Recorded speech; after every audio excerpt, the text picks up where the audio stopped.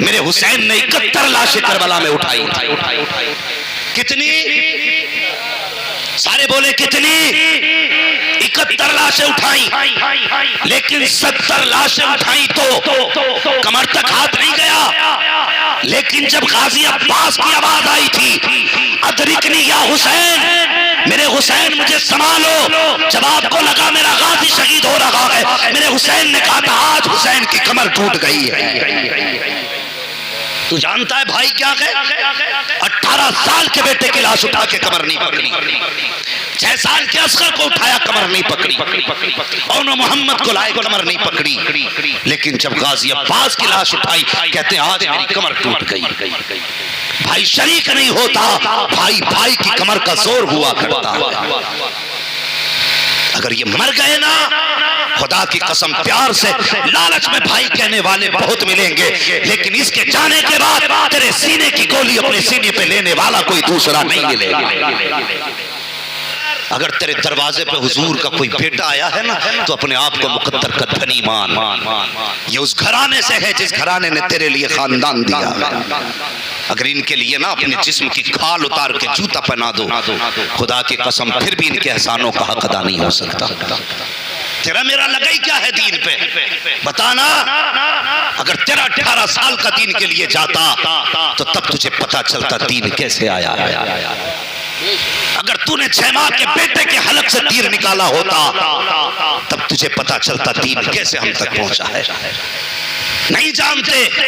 खुदा की कसम मेरे हुसैन ने अपने भतीजे हजरत कासिम के टुकड़े जब करबला के मैदान में गए थे, तो खाक में टुकड़े मिला दिए गए थे। हजरत कासिम के जिस्म के टुकड़े नजर नहीं आए थे। आसमान की तरफ निगाह उठा के कहा था, ए मेरे मालिक मेरा कासिम कहाँ है? आवाज आई थी हुसैन, कान लगा, जहां जहां से कुरान की तिलावत की आवाज आ रही है, वहीं वहीं कासिम के जिस्म का टुकड़ा मौजूद है।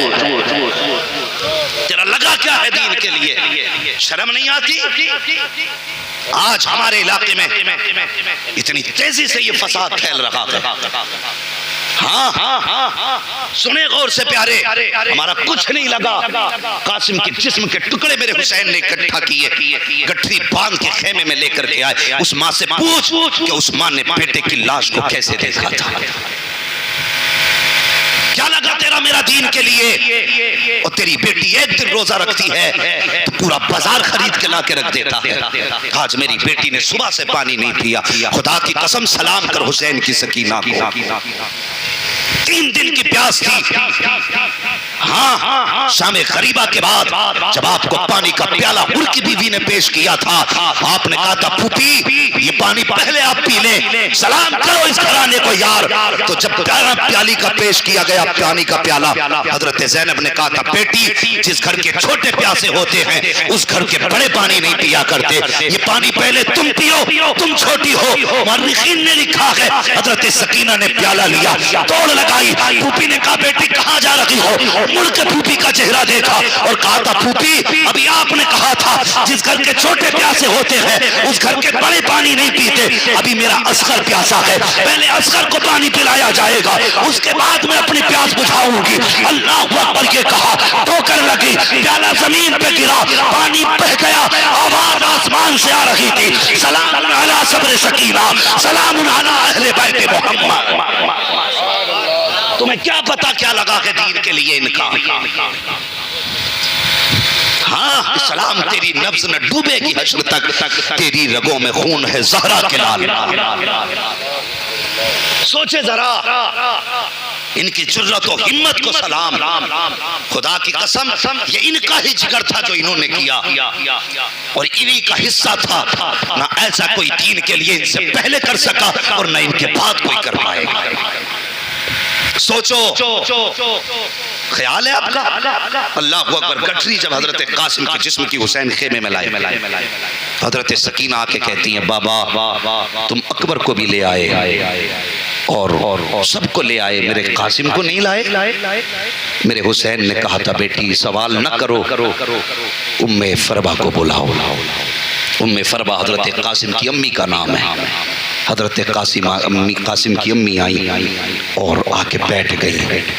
कुछ सवाल किया, मेरे हुसैन ने फरमाया पूछोगी नहीं तुम्हारा कासिम कहाँ है? माँ का जवाब सुनो।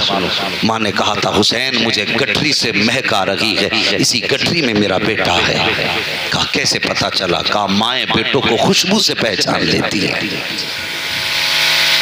समझ रहे मेरी बात? माएँ बेटों को खुशबू से पहचान लेती हैं।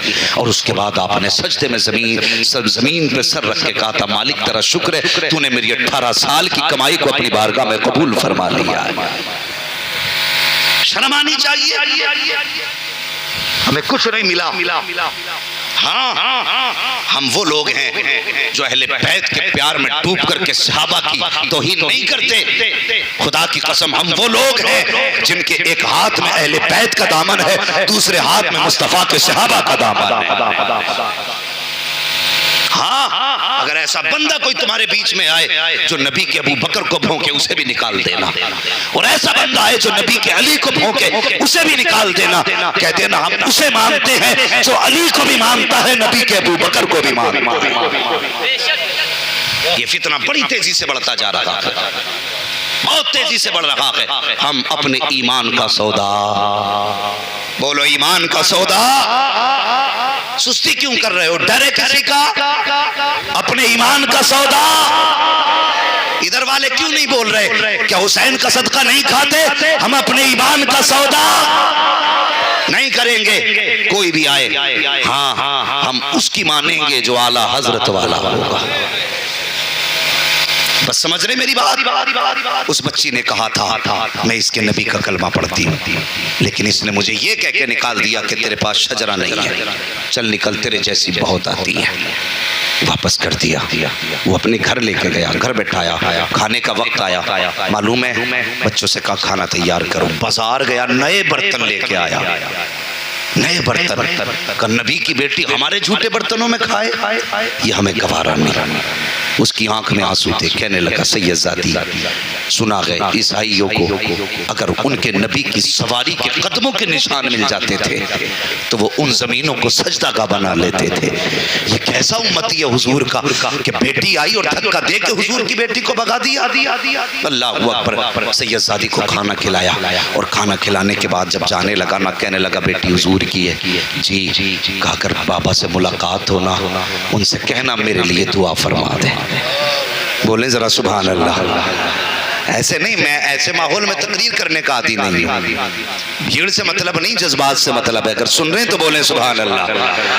कहने लगे अगर बेहुजूर से मुलाकात होना तो मेरे लिए दुआ की दरखास्त कर लेना। अल्लाहू अकबर। इधर ये उठ के गया है, उधर बच्ची की आंख लगी। सैयदजादी की ख्वाब में मुस्तफ़ा तशरीफ ले आए हैं। हुजूर बेटी के ख्वाब में तशरीफ लाए, अपनी बेटी के सर पे हुजूर ने हाथ रखा। और सुनो प्यारे गौर से, इधर सैयदजादी सोई है, सुबह का सवेरा हुआ है। जैसी सुबह का सवेरा हुआ, सुबह की दरवाजे पे वही कलमा पढ़ने वाला जिसने हुजूर की बेटी को धक्का दे के भगाया था, दरवाजे पे आके खड़ा हो जाता है। दरवाजा बजा रहा है, अंदर से आवाज आती कौन? कहा दरवाजा खोलो। जैसी दरवाजा खोला गया, यही जिसने हुजूर की बेटी को धक्का दिया था। क्या बात है? कहा कि जो तुम्हारे घर मेहमान है मैं उसे बुलाने के लिए आया हूँ। कहा किस लिए बुलाने आए हो? कहा हमारे हुजूर की बेटी है, मेरे साथ भेज दिया जाए। जब इतनी बात सुनी है उसने कहा अब लेने आया है। कहा हाँ। कहा मैं नहीं भेज सकता। उसने कहा क्यों नहीं भेजेगा? ये मेरे हुजूर की बेटी है। उस गैर मुस्लिम ने कहा सुन, ये कल तक तेरे हुजूर की बेटी थी, अब ये मेरे भी हुजूर की बेटी हो गई है, अब मेरे भी हुजूर की बेटी हो गई है।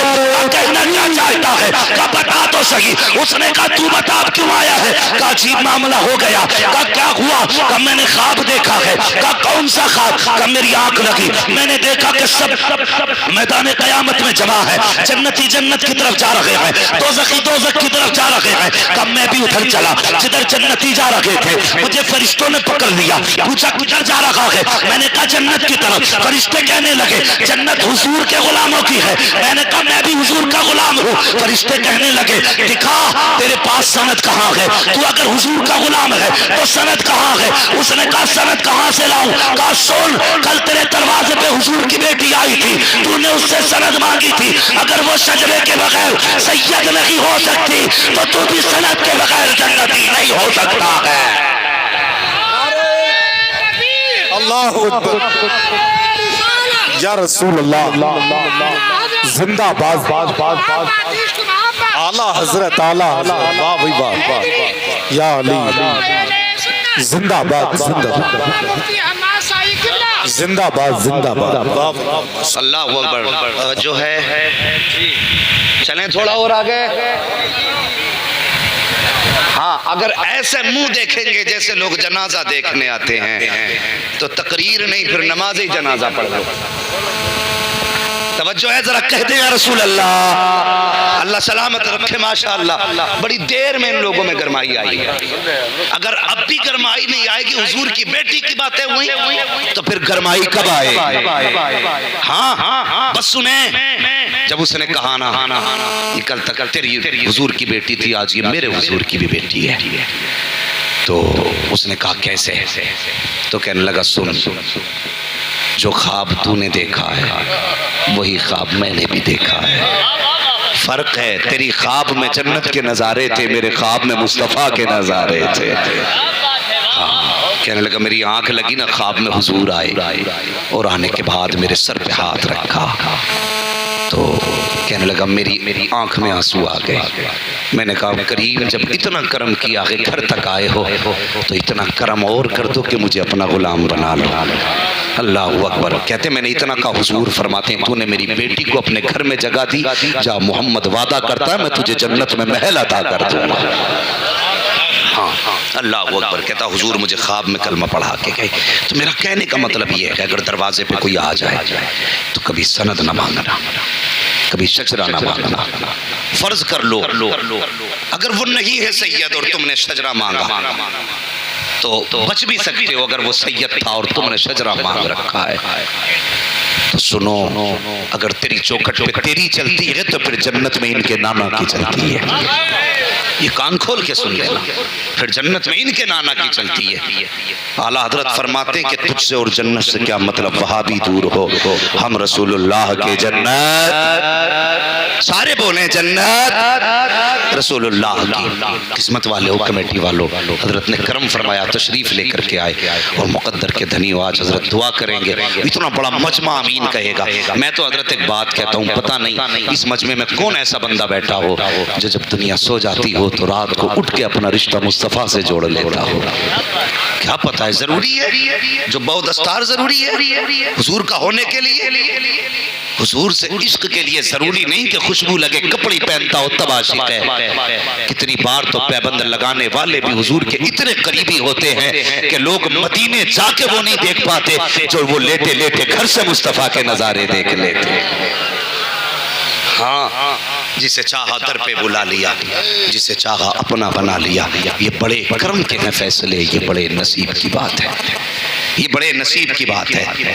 हाँ, मैं शुक्रगुजार हूँ कारी साहब क़िबला, इस उम्र में बिस्तर पे लेटा हुआ होना चाहिए था, हजरत को बिस्तर पे लेटा हुआ होना चाहिए था। ये इन दोनों बुजुर्गों की करम नवाजियाँ हैं कि ये अभी तक मिंबर शरीफ पर बैठे हुए हैं। मेरी दुआ है अल्लाह इन दोनों की उम्र में बेपनाह बरकतें अता फरमा दे। आमीन मत कह दियो कहीं तुम्हारा नुकसान ना हो जाए। हाँ, अल्लाह इनकी उम्र में बरकतें अता फरमा दे। हाँ, इनकी उम्र की बरकतों की दुआएं मांगा करो। अगर ये सलामत तो हम सलामत हैं। हाँ, ये सलामत तो हम सलामत हैं। एक हालात बिगड़ते जा रहे हैं। तुमसे गुजारिश है नौजवान, अल्लाह तुम्हें सलामत रखे।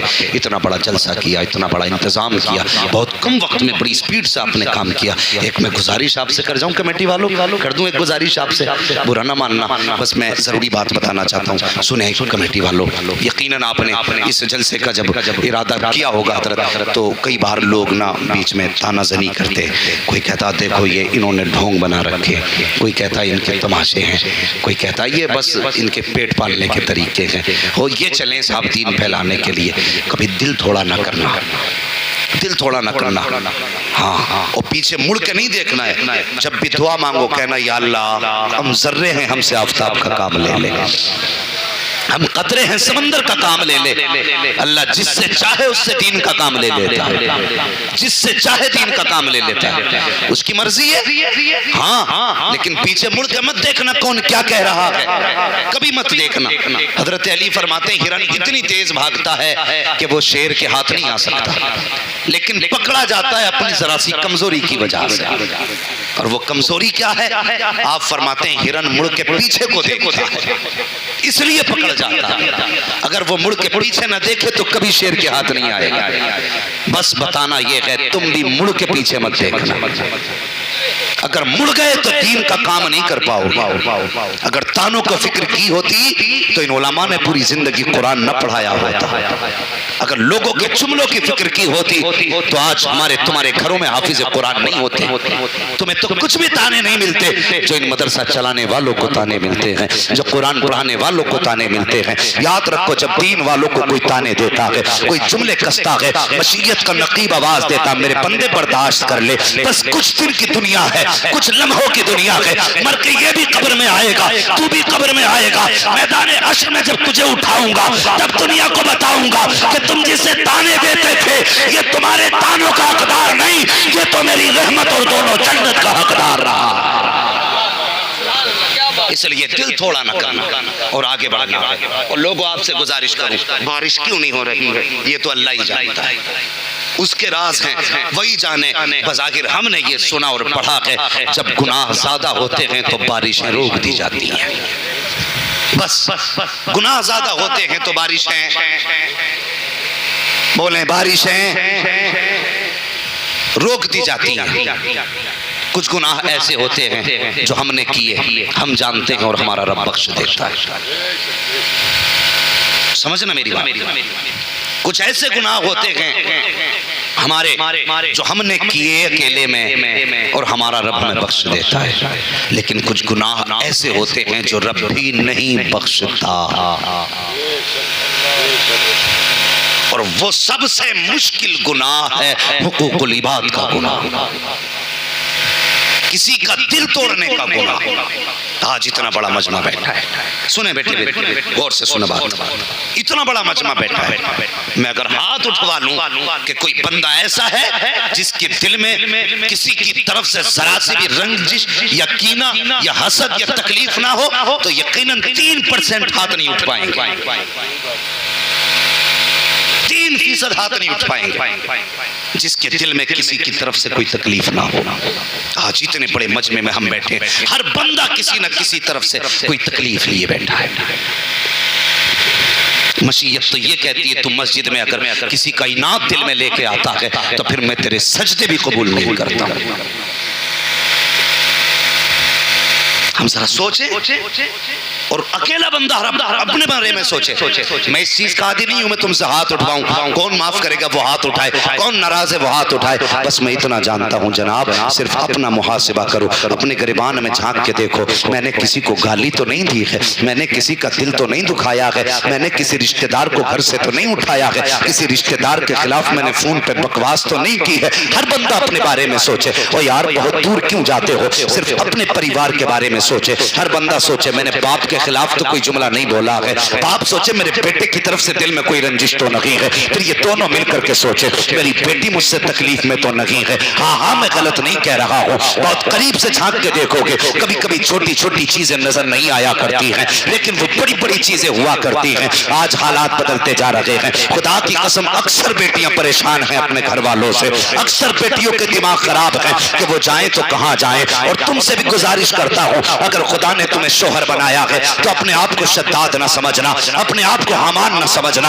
अपने आप को कारून न समझना। अगर तुम्हें रिजालु कव्वामूना अलन निसा का खिताब दिया गया है तो अपने आप को दज्जाल मत समझ लेना। खैरियत नहीं है अगर तुम्हारी वजह से किसी की बेटी का दिल टूट गया, बिला वजह अगर तुमने किसी को सताया, एक बात कान खोल करके सुन लेना, हर घर के अंदर किसी की बेटी मौजूद है, किसी की बीवी मौजूद है, किसी की माँ मौजूद है। फरमाया गया है जिस घर के अंदर कोई औरत रोया करती है उस घर से खुदा की रहमतें रूठ जाया करती है, उससे रहमतें नाराज हो जाया करती है। आज हर घर की कहानी है, कहीं पे बेटी रो रही है, कहीं पे माँ रो रही है, कहीं पे बीवी रो रही है। अगर हुजूर से इश्क किया है तो रिश्ते ऐसे निभा के जाओ, ऐसे निभा के जाओ कि जब तेरा जनाजा उठे तो कोई ये ना कहे कि अच्छा हुआ जनाजे पे लेट के जा रहा है, बल्कि ऐसे जिंदगी गुजार के जा अगर जनाजा तेरा उठे लोग रोए तो जरूर लेकिन बद्दुआ करके के न रोए, ये सोच के रोए ये जा रहा है आज के बाद मेरे घर का चूल्हा कैसे चलेगा, आज के बाद मेरे गमों को कौन सुनेगा,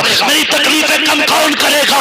जब किसी के जनाजे के साथ लोग अच्छी बातें करते हैं, रब फरमाता फरिश्तों बताओ तो सही इस जनाजे के साथ जो लोग जा रहे हैं उनकी जबानों पे क्या था, कहते मालिक को इसकी तारीफ कर रहे हैं। कब बताओ लेकिन था कैसा, का गुनाह बहुत किए हैं। रब फरमाता हाँ हाँ गुनाह किए हैं, लेकिन लोग क्या कह रहे हैं, का किसी ने कहा ये गरीबों को खिलाता था, कोई कहता रिश्तेदारों के हक में बेहतर था, कोई कहता गांव वालों को शिकायत न थी, कोई कहता जिससे मिलता था मुस्कुरा के मिलता था, कोई कहता किसी को कोई तकलीफ ना थी। रब फरमाता फरिश्तों गवाह हो जाओ, अगर गांव वाले इसे अच्छा कह रहे हैं तो मैं इसे अपनी रहमत से आज अच्छा बना दे रहा हूं।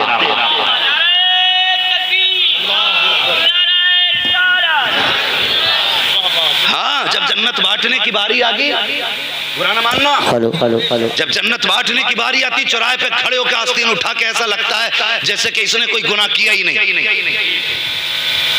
और खुदा के बंदे किसी को कहने से पहले अपने आप को सोच, अपने आप को सोच, सुने मेरी बात।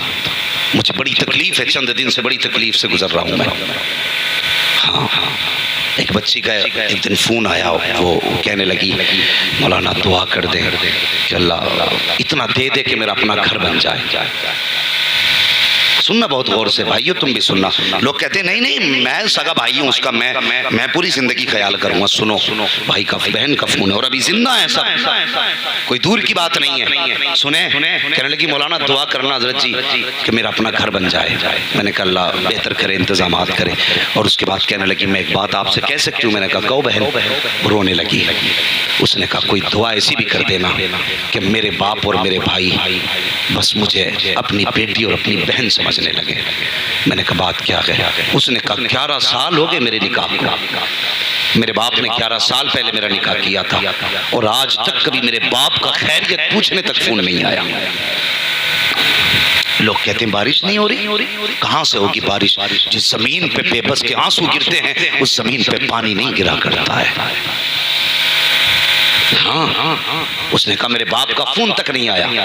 उसने कहा 2 मरतबा घर गई हूँ, एक माँ की मौत पे घर गई थी, एक भाई की मौत पे घर गई हूँ। और उसमें भी उसने ये कहा जितने दिन मैं अपने घर पे गई ना, मैंने अपना राशन खरीद के अपने बच्चों को पका के खाना खिलाया।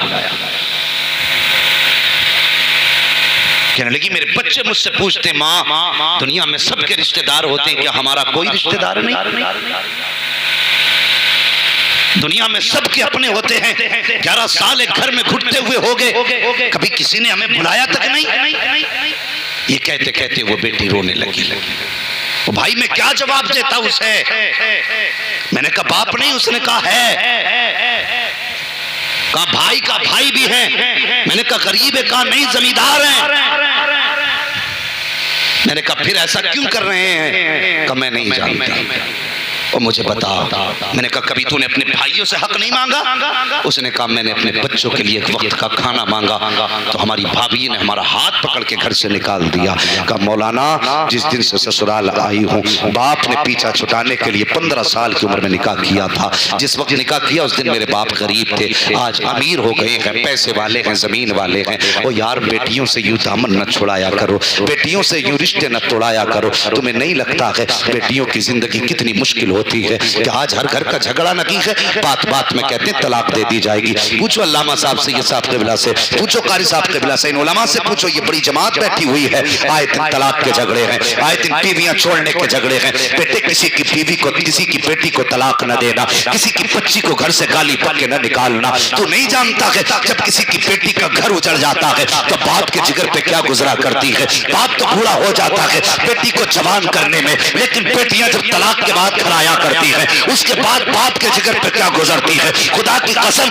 अगर वो दर्द पहाड़ों पे डाल दिया जाए तो पहाड़ों के कलेजे फट जाएंगे, लेकिन हम घर उजाड़ने में देर नहीं करते। और भाइयों तुमसे गुजारिश है, बहनों को कभी बोझ ना समझना। ये अभी कुछ दिन पहले की कहानी है, एक बच्ची को तलाक दी गई, 3 बच्चियां लेके मैके पहुंची है और अपने बाप के दरवाजे पे गई। बाप था, उसने बेटी को बोझ ना समझा, बेटी की परवरिश करता रहा। वो बच्ची कहती है कब तक बाप पालता। कल दिन बच्ची कहने लगी दादी नाना हमें ये चाहिए। कब मेरा बाप मजदूरी करने गया, जब बाजार में गया बाल सफेद थे। सुनो बेटो तुम भी सुनो, कितनी बेगैरती से बाप को अलहदा करके खाते हो और कहते हो मौज आ रही है। बाप अलहदा छप्पर में पड़ा है, तुझे लिंटन में मौज आ रही है और शर्म आनी चाहिए ऐसे बेटे को जिसके बेटे बाप को छत नसीब ना हो और बेटा पंखों में लेटा हो, जिसके बाप को हाथ का पंखा नसीब ना हो, बेटा एसी में लेटा हो और शर्मकार अपने बाप को गर्मी में न लेटा बल्कि आज उनको अपने एसी के कमरे में लेटा।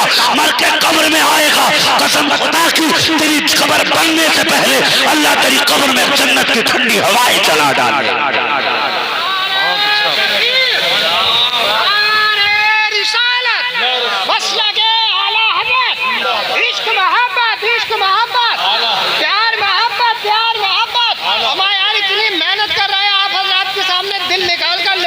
बस तवज्जो करें और मेरी बात सुने प्यारे, खुदा के वास्ते बारिश चाहते हो तो अपने माँ बाप को राजी करो, अपने माँ बाप को राजी करो। और उस बच्ची की बात सुनो, उसने क्या कहा मालूम है? वो कहती मैं बाप के घर आ गई, मेरे बाप ने देखा भाई खर्च देने तैयार नहीं है ना, तो बाप मेरा थैला उठा के बाजार जाने लगा, मार्केट मतलब मजदूरी करने के लिए। मैंने कहा अब्बा किधर? उसने कहा बेटी बच्चों के लिए कुछ तो लाना पड़ेगा, अभी मैं जिंदा हूँ तुझे हाथ फैलाने नहीं दूंगा। बाप बाप होता है। बेटियों से भी गुजारिश है, खुदा के वास्ते गलत कदम उठाने से पहले एक बार बाप की जिम्मेदारी समझ लिया करो, समझ लिया करो। हाँ, किसी को फोन लगाने से पहले एक बार बाप के सफेद बालों को सोच लिया करो। जब तुम्हें दुनिया धक्के देगी और धोखे देगी तब यही बाप तुम्हें सीने से लगाएगा, यही बाप सीने से लगाता है। उसने कहा बेटी मैं तुझे किसी के आगे हाथ फैलाने नहीं दूंगा। मार्केट गया, लोगों ने कहा तेरी उम्र नहीं कमाने की, हाथ जोड़ के कहने लगा मेरे घर पे मेरी बेटी भूखी बैठी है, कम से कम दे देना पैसा लेकिन मजदूरी करा लो। अल्लाह अकबर। कहती मेरे बाप ने मजदूरी की पाला, लेकिन बाप कब तक पालता? एक दिन बाप की मौत का दिन करीब आया, उसने भाइयों को बुलाया और बुला के कहने लगा सुन मैं जा रहा हूँ, अपनी बहन को कभी लावारिस मत होने देना, ये बड़े दुख उठा के आई है, बड़े दुख उठा के आई है, इसे अकेला मत छोड़ना। तो वो कहती मेरे भाइयों ने बाप की चारपाई के पास खड़े होकर कहा था अब्बा हम वादा करते हैं जैसे तुझे बेटी से प्यार है वैसे हमें भी बहन से प्यार है। मगर वो कहती है अभी 40वां हुआ था बाप का। भाई कहने लगे तू कहीं और जाके रह, तेरी वजह से घर में झगड़े हो रहे। मुझसे कहने लगे अगर तू कहे तेरा घर कहीं और ले दे, तो वो कहने लगी मैंने कहा कि मेरे घर की जरूरत नहीं है, मैं अपने बाप की छोटी से झोंपड़े में रह लूंगी, तुम कहीं और जाके घर बना लो अपना। कहा मैंने इतना कहा, मेरे भाइयों ने हाथ पकड़ के मुझे घर से निकाला और दरवाजा बंद कर दिया। मेरे बच्चे रो के मेरा मुंह देख के कहने लगे माँ आप किसके दरवाजे जाएंगे? उसने कहा मैं बच्चों को लेके बाप की कब्र पे आई और मैंने आके कहा अब्बा क्या अच्छा होता कि कम से कम एक कमरा हमें दे के आ गया होता।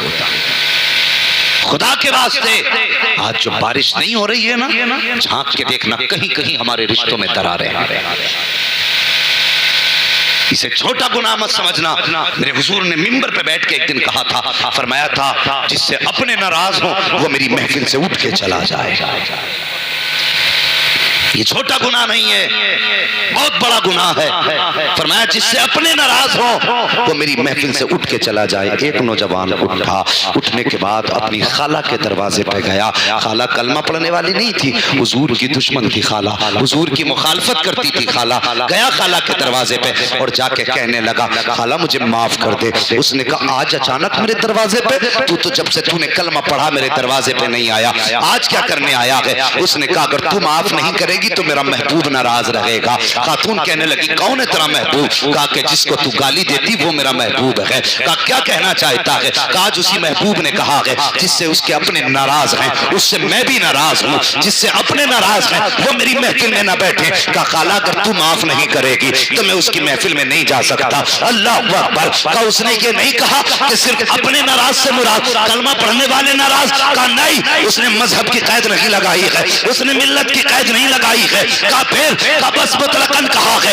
अगर तू नाराज तो वो भी नाराज है। उसने कहा फिर सुन, ये फैसला यहाँ नहीं होगा। कहा कहाँ होगा? कहा वहां चल जहाँ तेरा महबूब बैठा है, मुझे भी लेके चल। खातून वहां आई है जहाँ मुस्तफा जलवगर है, आका के सामने आके खड़ी हुई। मेरे आका करीम ने देखा खातून की आंख में आंसू है। मुस्तफा अपनी जगह छोड़ते हैं, दरवाजे पे आए, फरमाते बता क्या बात है? खातून कहती है महबूब अब देर न कर, हाथ बढ़ा कलमा पढ़ा ले, मुझे भी अपना बना ले। आका फरमाते इतनी जल्दी किस लिए, ये कैसे हो गया? अब तक तो गाली बक रखी थी, अब कलमे की तौफीक। उसने कहा तुमने कहा है जिससे अपने नाराज हो उससे मोहम्मद भी नाराज है। कहा ये भत्ती भांजा मेरा दरवाजे पे आया, जब इसने मुझसे माफी मांगी है और मुझे बताया कि तू तब तक नाराज है जब तक मैं इससे नाराज हूं, तो मैं समझ गई जो जमीन पर हमें अपनों से दूर नहीं होने देता, वो हमको आखिरत में जन्नत से दूर कैसे होने दे सकता।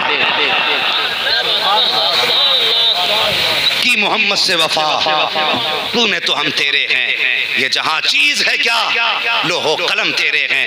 नौजवानों बारिश चाहते हो तो बेटियों को राजी करो, बारिश चाहते हो तो अपनों को राजी करो, रहमतें चाहते हो रब की तो माँ बाप की खिदमत करो, माँ बाप को राजी करो।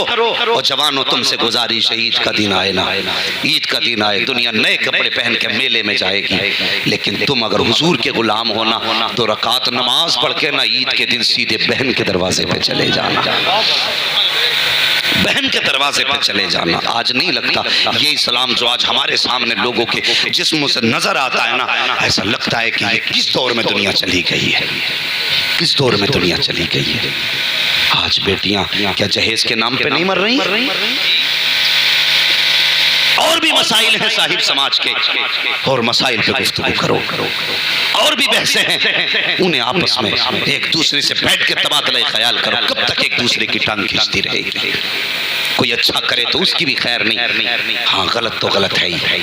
खुदा के वास्ते जो जरूरी मसाइल है उन पे बैठ के डिस्कस करो, इन मसाइल का कैसे हमारे समाज से इनको दूर किया जा सकता है। बेटियां आज भी रो रही हैं, आज भी बेटियां फांसी लगा रही हैं, आज भी बेटियां मर रही हैं, आज भी बाप जहर खा रहा है, आज भी बाप, अभी कुछ दिन पहले एक बाप ने तो मासूम बच्चियों को और एक बीवी को गोली मारने के बाद खुद फांसी लगा ली। हजारों जनाजे में आए थे, लोग कह रहे थे कितनी भीड़ है जनाजे में, देखो तो सही, चार जनाजे एक साथ उठ रहे हैं। मैं कहता हूँ खैरत आनी चाहिए जनाजे में आने वालों को। आज तुम कांधा देने तो आ गए, कैमरे के आगे खड़े हो गए, लो हम कांधा देने आए हैं। क्या कि अच्छा होता अगर जिंदगी में इनके दस्तरखान पर एक एक रोटी का पैसा पहुंचा दिया होता। आज 4 जनाजे एक साथ एक कांधे पे नहीं उठाए जाते। तकलीफ होती है, ये कौम मैयत के बाद रोटी देने तो पूछ जाती है, इस कौम को जब बीमार भूखा होता है तब उसकी भूख नजर क्यों नहीं आती? बताओ मुझे, तुम्हें गरीब नवाज का लंगर तो याद है, तुम्हें यतीम की भूख याद नहीं, तुम्हें गौस की बिरयानी तो याद है, तुम्हें बेवा के दस्तरखान पे रखी हुई सूखी रोटियां क्यों दिखाई नहीं देती? मुझे बताओ, आज दुनिया बारिश मांग रही है, हम हकदार हैं बारिश के? और हम पे तो पत्थर गिरे होते अगर मदीने में आमिना का लाल जल बगर न होता। ये सच्ची कहानी है, अगर हुजूर ना होते हम तो जीने के भी हकदार नहीं थे जीने के हकदार। आज बंदा मर जाता है गरीब तो कफन के चंदे कर लेते हो, अगर गरीब बीमारी में पड़ा होता है उसकी दवा के लिए चंदा नहीं होता? क्यों नहीं होता उसकी दवा के लिए चंदा? तकलीफ होती है। एक साहब ने बताया मैंने 5 लाख फलान लामा के फंड में डाले, काहे के ज़कात के। मैंने कहा तेरे गांव में कोई बेवा ना थी, कोई यतीम नहीं थी? गर्दन झुक गई, कहने लगा साहब वो भी तो दीन का काम कर रहे हैं। मैंने कहा उसे देने वालों हजारों थे, उसे देने वाले तो लाखों थे, क्या कि अच्छा होता तूने 4 लाख उसके फंड में डाले, 5 लाख उसके ट्रस्ट में जमा किए, इसलिए ताकि रिश्ता तेरी मौलवी से मजबूत हो जाए, ताकि ताल्लुकात तेरे मौलवी से अच्छे हो जाए। उन 5 लाख को 10 जगह बांटता और हर बेवा को 50-50 हजार देता। मैं नहीं जानता कि तेरे 4 लाख देने से मौलवी कितना राजी हुआ है, लेकिन इतना जानता हूं अगर 50-50 हजार हर बेवा के घर पहुंचा देता, खुदा की कसम गुंबदे खजरा वाला भी राजी हो जाता, काबे वाला भी राजी हो जाता।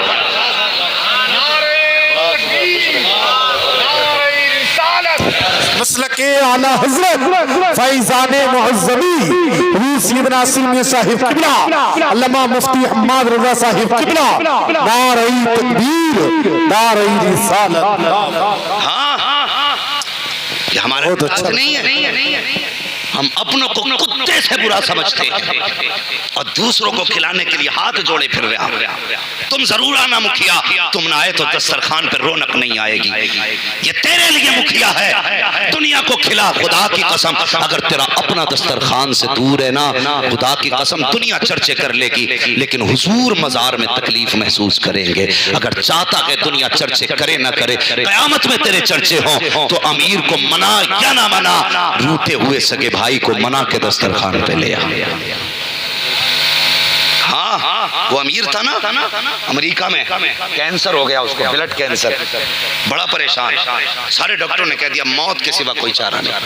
किसी अल्लाह वाले से जा मिला, उसने कहा सच बता घर कब से नहीं गया? उसने कहा 21 साल हो गए वतन छोड़े हुए, अभी नहीं गया। कितनी दौलत कमाई का कोई हिसाब नहीं। उसने कहा अगर जिंदगी चाहता है घर चला जा। कहा क्यों? कहा घर जाने के बाद अपने सारे रिश्तेदारों को, खानदान वालों को जितना ज्यादा से ज्यादा हो सके खाना खिला। अल्लाह वो अकबर आया, उसने 1 महीने तक रिश्तेदारों को, दोस्तों को, अहबाब को, भाइयों को, सारे खानदान वालों को खिलाया। 40 दिन के बाद जैसी उसने टेस्ट कराया तो ना कैंसर था, ना कैंसर का नाम बाकी था। तुम नहीं जानते अपनों की दुआएं कितनी लगती हैं, सोच भी नहीं सकते अपनों की दुआएं कितनी लगती हैं। अपनों की दुआएं लिया करो, अपने भी नसीब से मिला करते, नसीब से अपने मिला करते।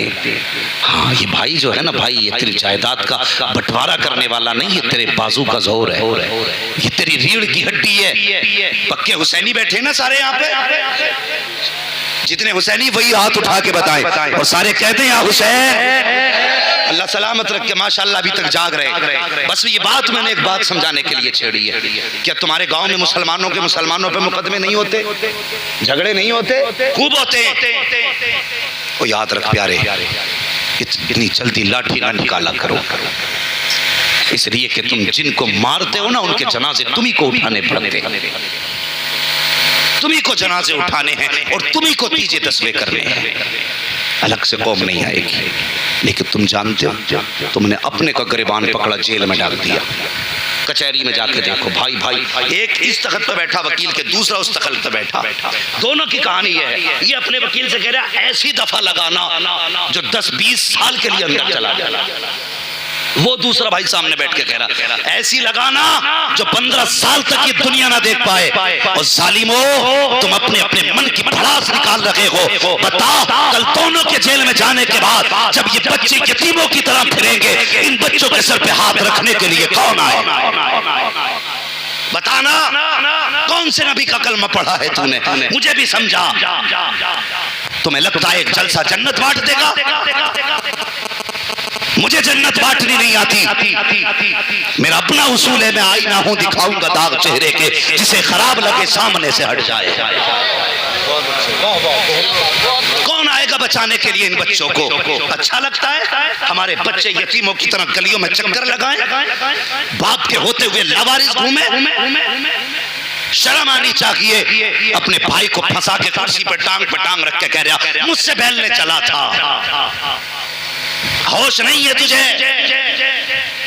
पूछ इन उलमा से। मेरे हुसैन ने 71 लाशें करबला में उठाई। कितनी? सारे बोले कितनी?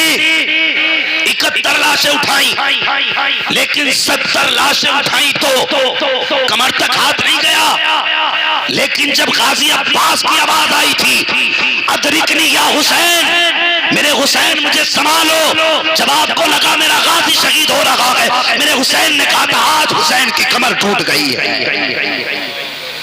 तू जानता है भाई क्या कहे? 18 साल के बेटे की लाश उठा के कमर नहीं पकड़ी, 6 साल के असगर को उठाया कमर नहीं पकड़ी, और मोहम्मद को लाए कमर नहीं पकड़ी। लेकिन जब गाजी अब्बास की लाश उठाई कहते हैं आज मेरी कमर टूट गई। भाई शरीक नहीं होता, भाई भाई की कमर का जोर हुआ करता। अगर ये मर गए ना, खुदा की कसम प्यार से, लालच में भाई कहने वाले बहुत मिलेंगे, लेकिन इसके जाने के बाद तेरे सीने की गोली अपने सीने पे लेने वाला कोई दूसरा नहीं मिलेगा। इसलिए खुदा के वास्ते खत्म करो ये आज के बाद झगड़े। रह गई बात इंच भर जमीन की, तो जा, किसी पे कम ज्यादा है, मुस्तफा की रजा के लिए माफ कर दे, कल खुदा तुझे मुस्तफा की खुशी के लिए माफ कर दे। वरना मुझे नहीं आता जन्नत का टिकट कैसे मिलेगा। डॉक्टर इकबाल ने कहा था कि मोहम्मद से वफा तूने तो हम तेरे हैं, ये जहां चीज है क्या लोहो कलम तेरे हैं। हाँ, अल्लाह करीम है। हम तो ये जानते हैं वो अगर गुनाहों का बदला हमसे लेने लगे, हम तो एक सांस के भी हकदार नहीं। हाँ, हम तो एक सांस के भी हकदार नहीं। हम उसको बदला, उसको हिसाब देने के कहाँ हकदार हैं। हाँ, हमारी तो बस की बात नहीं हम एक सांस का हिसाब दे सके जो हमने उसकी तौफीक से ली है। वो बड़ा करीम है, अगर वो चाहेगा महबूब के जुल्फों के सदक़े में बारिश कर देगा। हाँ, हुजूर की नस्ल के सदक़े में अल्लाह बारिश फरमाएगा। वो करीम है, उसकी अपनी मर्जी है, जब चाहे बारिश कर दे, जब चाहे सूखा कर दे। लेकिन हम उम्मीद रखते हैं इंशाअल्लाह मेरे रब का करम ज़रूर बरसेगा। हाँ, आला हज़रत ने कहा था भीगे सूखे धानों पे हमारे भी कर्म हो जाए, सूखे धानों पे हमारे भी कर्म हो जाए, बन के रहमत की घटा छाए तुम्हारे गेसुए। हाँ, तो बस अल्लाह करीम महबूब की जुल्फों के सदक़े में बारिश अता फरमा दे। नौजवानों कोशिश करेंगे मेरे भाइयों, आपने इतनी मेहनत से जलसा सजाया है, कम से कम कमेटी वाले और बस्ती वालों रिश्तेदारों की रजा मंदी का ख्याल रखना है, खास करके बहन बेटी के रिश्ते का ख्याल करना है, माँ बाप के रिश्ते का ख्याल करना है, और अपने बड़ों का अदब करना है, अपने बड़ों का अदब करना है। और खबरदार अगर कोई सुन्नी सही उल अक़ीदा ये कहे मैं सैयद ज़ादा हूँ, तो बस गर्दन झुका के तस्लीम कर लेना है।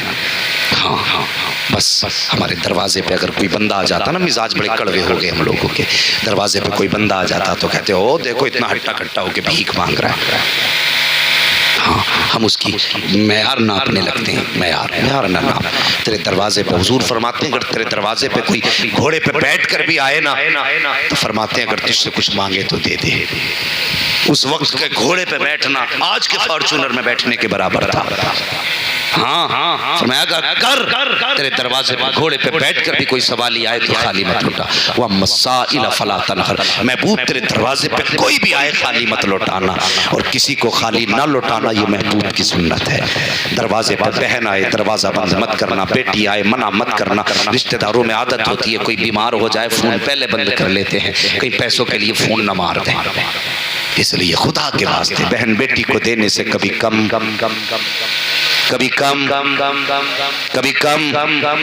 नहीं होता है। अगर बहनों को जरूरत हो ना तो दिल खोल के दिया करो, अल्लाह बहनों के सदक़े में 70 गुना ज्यादा अता फरमा दिया करता है, 70 गुना ज्यादा अता फरमाता है। वातसिमू बिहब्लिल्लाहि जमीआ, अल्लाह की रस्सी को मजबूती से थाम लो, मजबूती से अल्लाह की रस्सी को पकड़ लो। बस जो हुए गलत उनको माफ फरमाए रब्बे कायनात। जिंदगी ने दिया साथ, फिर होगी मुलाकात, चमन रहा फूल खिलेंगे, जिंदगी रही फिर मिलेंगे। मुसाफिर हैं हम भी, मुसाफिर हो तुम भी, किसी मोड़ पर फिर मुलाकात होगी। फकीरान आए सदा कर चले, सदा खुश रहो ये दुआ कर चले। ये कमेटी, ये जलसा, ये बस्ती के लोग जिंदाबाद पाइंदाबाद, वमा अलैना इल्लल बलाग। अस्सलामु अलैकुम व रहमतुल्लाहि व बरकातुहू।